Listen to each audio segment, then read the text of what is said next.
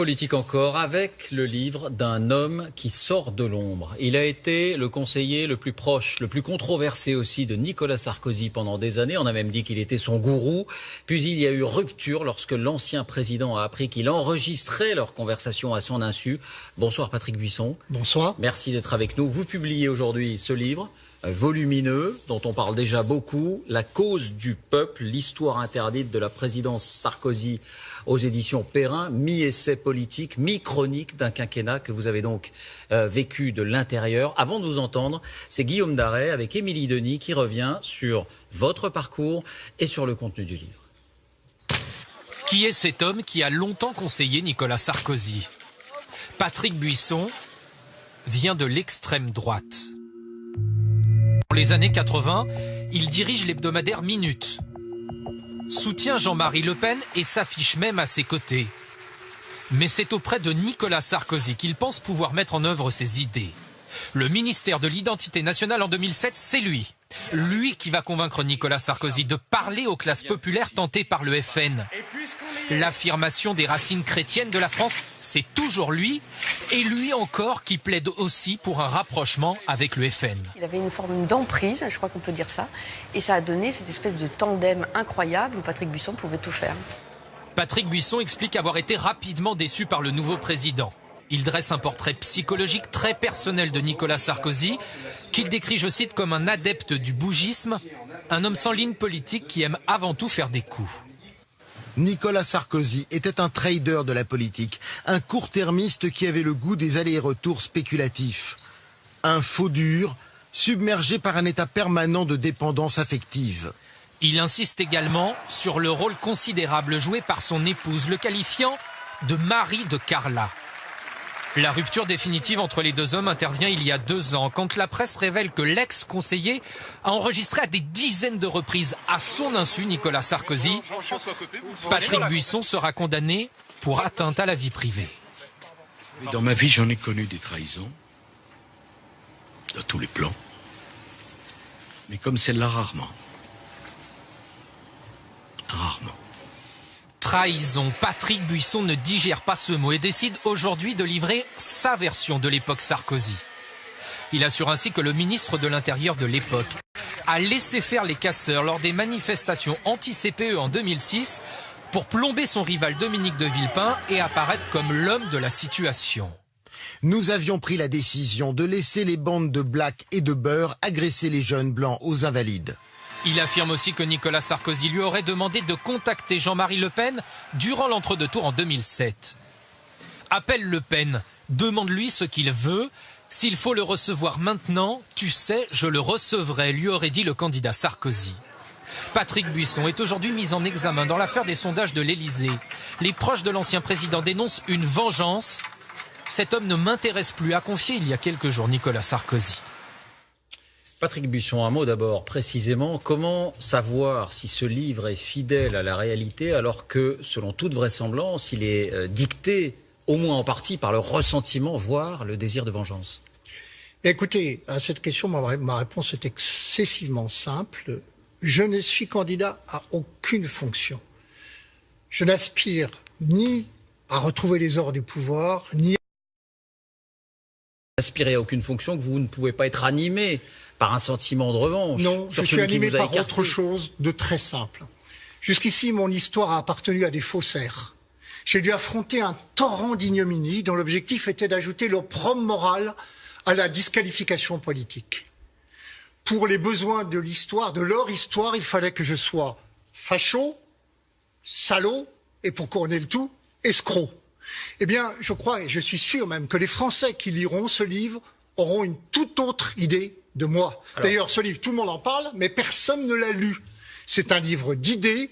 Je l'ai conçu comme un témoignage pour l'histoire. C'est un livre d'idées, c'est aussi une chronique. Au fil des pages, vous brossez donc un portrait accablant, celui d'un Nicolas Sarkozy sans boussole, obsédé par son image. Il n'est pas un homme d'État, c'est ça que vous voulez montrer ? Bien, la comédie du pouvoir est devenue le symptôme de la tragédie française. J'ai en tête les mots de François Mitterrand. Je serai le dernier des grands présidents. Eh bien, chacun à leur manière, Sarkozy et Hollande ont validé cette prophétie.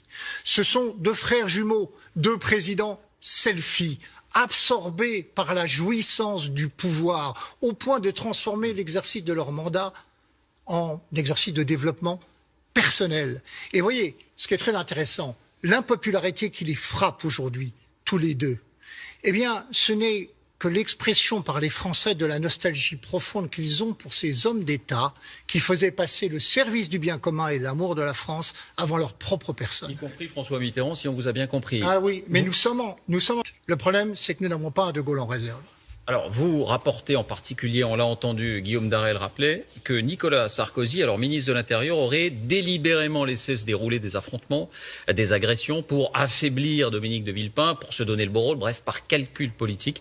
C'est une accusation grave. Est-ce que vous êtes en mesure de la prouver? Est-ce que ça fait partie des fameux enregistrements que vous possédez? Ce n'est pas une accusation. Je veux répondre sur l'histoire d'enregistrement parce que là aussi, on a absolument tout dit. Mais d'abord, peut-être sur cette Oui, incident... mais on y vient, je vous le promets. Oui, j'ai enregistré certaines réunions. Je les ai enregistrées, non pas par déloyauté, mais pour mieux accomplir ma mission. Et quiconque a travaillé à ce niveau de l'État sait comment les choses se passent. Comprenez que lorsque le président vous sollicite 4 fois par jour, la rigueur, la réactivité et la précision doivent être au rendez-vous. J'avais une obligation de résultat, pas de moyens. J'ai donc fait ça pour mieux le servir. Et ce que je n'admets pas, c'est qu'il ait pu m'accuser de trahison, alors que dans son fort intérieur, il sait que je me suis battu jusqu'au bout, alors que tous les autres le lâchaient en 2012. Alors, Patrick Buisson, sur ces enregistrements, puisque vous y venez, on comprend peut-être que vous ayez eu besoin de verbatim, d'avoir les paroles exactes, mais dans ce cas-là, pourquoi n'avoir pas mis le magnétophone sur la table ou sur vos genoux? Pourquoi n'avoir pas dit que vous enregistriez ces conversations? Mais tout simplement parce que, d'abord, je ne sais pas, moi j'ai vu qu'il y avait beaucoup de téléphones sur la table de l'Élysée et certaines personnes remplissaient des carnets de notes. Je ne l'ai pas fait parce que c'était de l'ordre des moyens pour moi. C'est un moyen pour accomplir ma mission. Donc je n'avais pas effectivement à mettre le magnétophone, mais je ne me suis pas servi de ces enregistrements. Vous comprenez que ça puisse troubler quelqu'un qui est enregistré sans qu'on le lui Je veux bien tout entendre, mais il est quand même extravagant de la part de certains journalistes d'entendre ce procès alors qu'ils passent leur temps à faire des reportages en caméra discrète, en caméra ou en micro caché. Pas ça, pas eux. Bien. Alors, sur ce moment particulier des Invalides, des manifestations anti-CPE, est-ce que vous pouvez prouver ces accusations qui, encore une fois, sont des accusations graves? Ce sont des propos de Nicolas Sarkozy. Voilà. Ce sont des propos que je rapporte très fidèlement.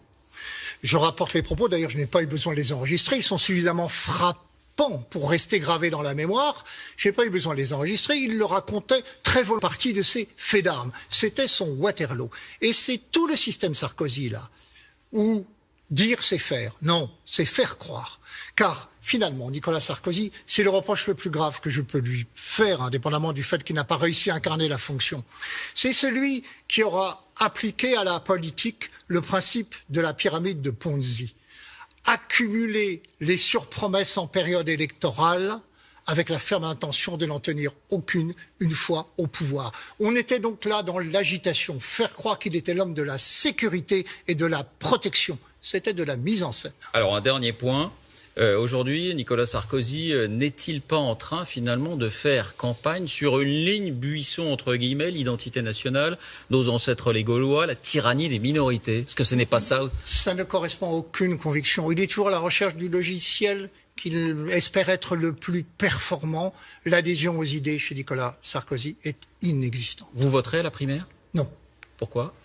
Eh bien parce que je considère que le débat tel qu'il est organisé, ce sont les partis qui sont en train d'essayer de récupérer ou de détourner le choix des Français. On risquait d'avoir, car je ne le crois pas, un duel Hollande-Sarkozy, alors que 4/5 des Français nous disent dans les sondages, vous venez d'en publier un, qu'ils ne veulent pas que l'un ni l'autre ne soit candidat. Un tout dernier mot, parce qu'on le disait, c'est aussi un essai politique, celui d'un penseur d'une droite que vous revendiquez, autoritaire, catholique, profondément antilibérale. Oui. Est-ce que le candidat de vos idées, quand on vous lit, ça n'est pas au fond le Front National, en tout cas version Jean-Marie Le Pen? Eh bien, sûrement pas. La seule élection où le Front National a reculé, la seule, c'était 2007, avec la campagne de Nicolas Sarkozy sur l'identité. Alors, faire de moi le complice du Front National, qu'à Dieu ne plaise, puisque aujourd'hui Marine Le Pen ne propose pas la politique de civilisation que j'estime indispensable pour redresser ce pays.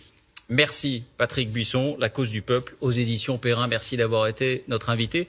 Un dernier mot de politique avec